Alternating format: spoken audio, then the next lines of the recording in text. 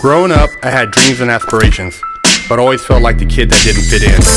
For the most part, I wasn't a bad kid, but when I made the transition into adulthood, I turned to the streets for guidance. This led to getting locked up in juvenile hall, doing time in CYA, and eventually a 120-month sentence in federal prison. I had a lot of time to think and reflect during my federal sentence, so I share with you what I learned, hoping I can positively influence someone else's life with Prison Talk. 916, getting down with Fresh Out. I'm over here in Redondo Beach, chilling at my Man Sinister Monopoly's art gallery.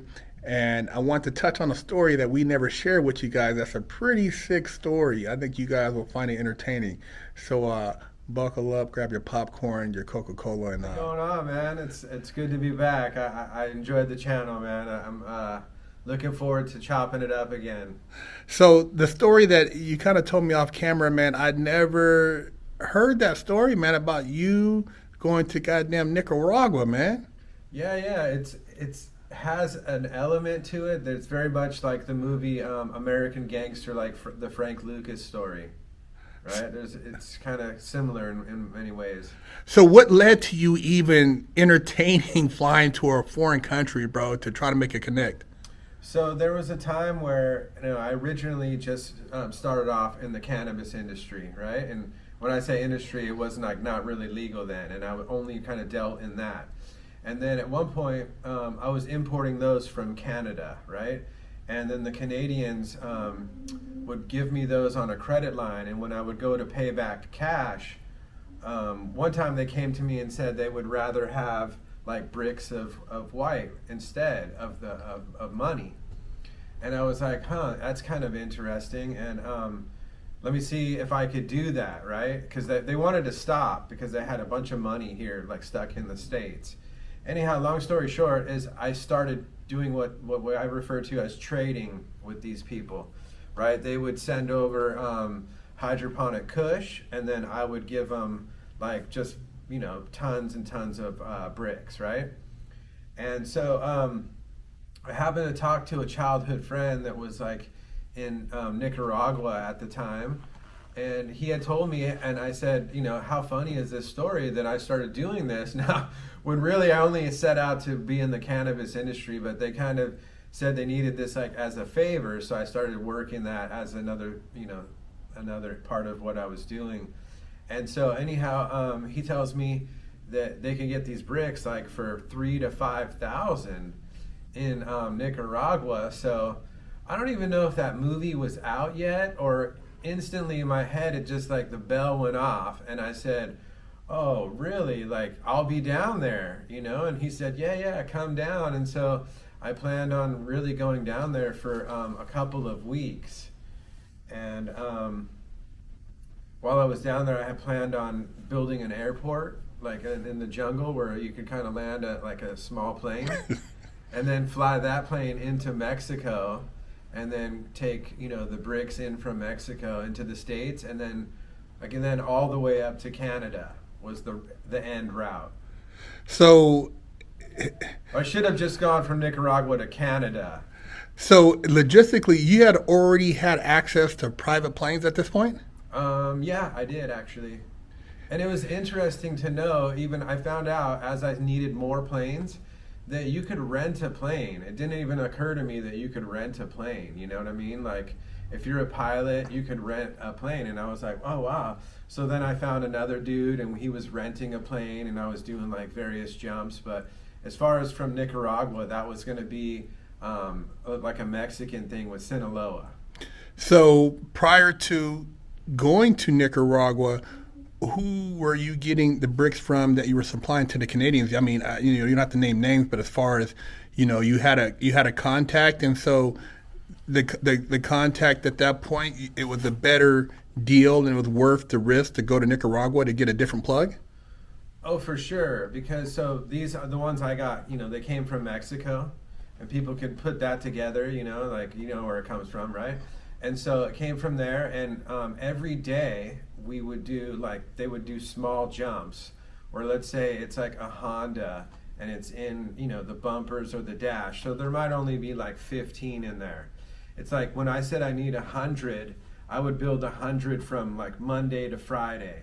I'm not gonna like drive over to someone's house and just we got 100 bricks. That's great.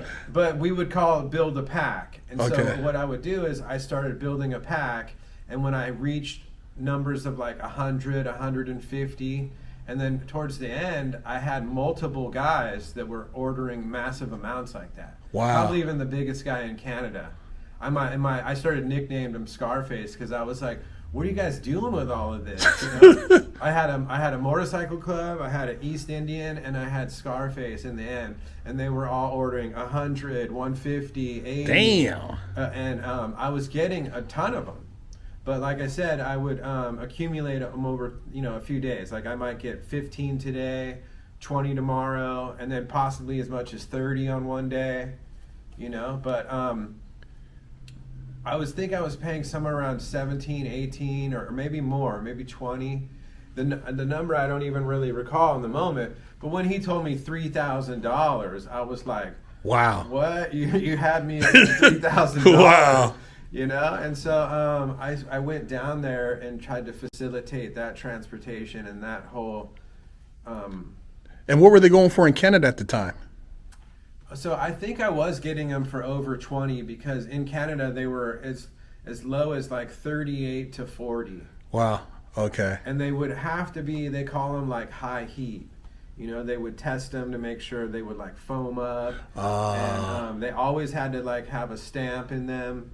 So there was a lot of like requirements, right? And the ones, I was going to get from Nicaragua, who knows if I would in the end have to restamp them because they wouldn't take a blank. You know what I mean? Damn. So.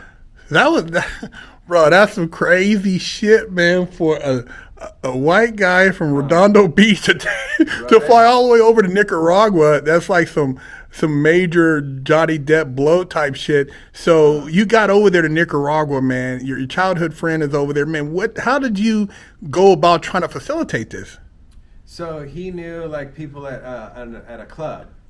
And so those people at a club, they knew where to get those, and they came kind of like from the jungle, right?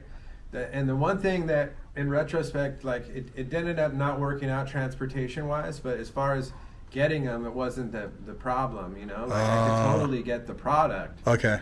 The thing was, at the end, when I tried to get these pilots to come down and like work with me, and even do like my first one as like a dry run, like. Maybe we'll just throw regular luggage on and see how the flight goes, And they kind of got scared and they didn't follow through, even though I went down and I formulated the plan and followed through.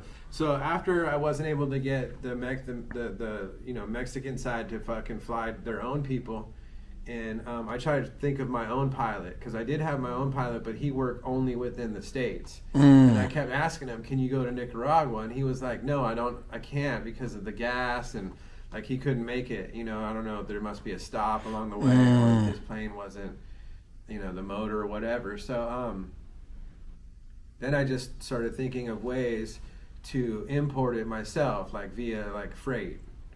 And I had come up with a few different ideas. I was doing the numbers of like crazy how much numbers I was, selling, and then how much like. What would the price? I mean, your margins would have went through the roof. For sure. Like if I was, let's say I was charging the Canadians like 23 or 24,000, and if I could get it landed in America for like 5 or 7, I would have easily been making like. What is that even like? Close to 10 grand or something, Yeah. More so that's 10. You'd be making like $250,000 a week or something like that, or like what is that? Almost based on all. That's some crazy numbers. 10 grand times 150. Yeah. Yeah. Wow, that's 1. Yeah, that's 1.5. That's big money.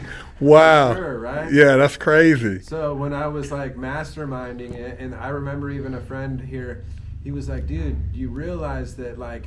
Other entities that are here within, the policing system, right? They go and they're in these countries and they see like a fucking white boy like you eating food with these people. You're gonna be on the radar. And I was like, cut it out. Like for eating food at a restaurant, but he wasn't wrong. Yeah, because it's like, what is he doing? Who's this guy? Oh, for sure. And even eventually on my other case that led to all of this, there was a time where I was in Chicago and a dude had like the wire that came from underneath, like that around, like almost like and it came in there, and he went and had food right next to my table. And I was like, oh, for sure, this is like the people, right? But Yeah. anyway, so my friend tried to talk me out of it, and I still went, and that basically it ended up not working out, but I still went and made the good old college try.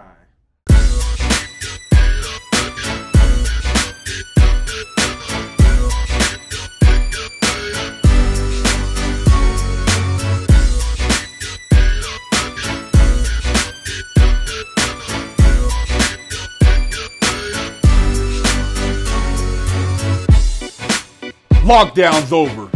Get your yard time in. Exclusively at FreshOutSeries.com.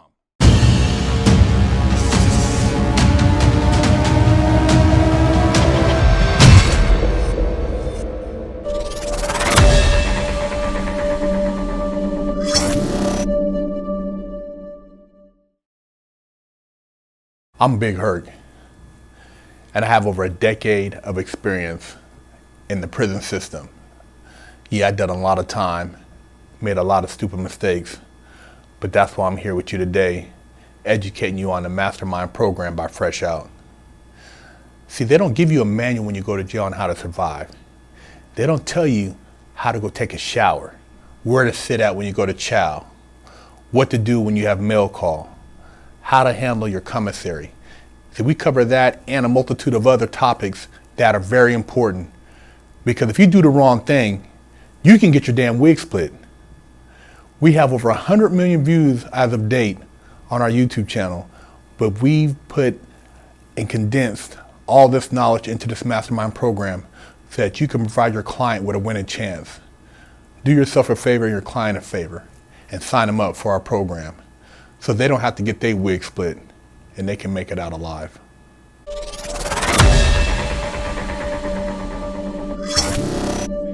With Fresh Out Ministries, we're doing a new program where we're doing a takeover of a mom pop cafe or restaurant, and we're doing a pay it forward. So we're going to offer free meals at this particular restaurant or cafe, mom pop, for a certain amount of time, and we are asking that you make a donation to pay it forward so that we can continue doing this program for other mom pop restaurants and cafes, because we know that it's hard times out here. You have a lot of people that talk the talk, but they don't walk the walk. And so we're actually walking the walk. We've been doing it for over 11 years on social media. We've been getting shadow banned. We've been getting demonetized. So we want to give back, and this is our way of giving back to helping everybody through these trying times with this economy. You know, a lot of churches, they got $100 billions of dollars, and you don't see them out here helping the people who are in times of need, but they're still taking in the form of donations. But how's it helping the community?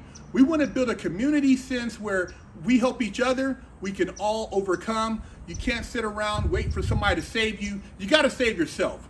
And this is the way you do it. So by us being able to do these takeovers with Fresh Out Ministries, with the mom pop restaurants and cafes, we want to build a film, talk to you guys, get your feedback on what's going on right now in society. Hopefully you guys find it in your heart to donate. This donation, which is a pay it forward, will allow us to do other mom pops around the country eventually. But right now we're going to be in Southern California and Los Angeles, Orange County. So hey, reach out to your local businesses there. And if you are out of town in another area and you would like us to come there, if you provide the necessary means, we will come there also and do the same pay it forward. But right now, hey, if you're in locally in Los Angeles, Orange County, hit us up, freshoutseries@gmail.com. You can also make a donation on our link tree on our Instagram at Fresh Out Series. We look forward to seeing you guys.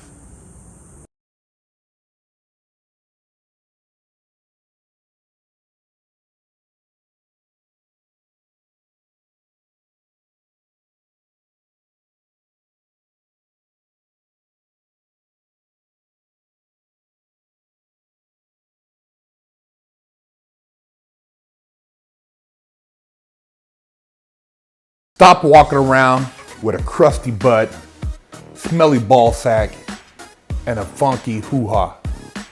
Big Herc said, wash that ass. Pick you up a t-shirt at freshoutseries.com.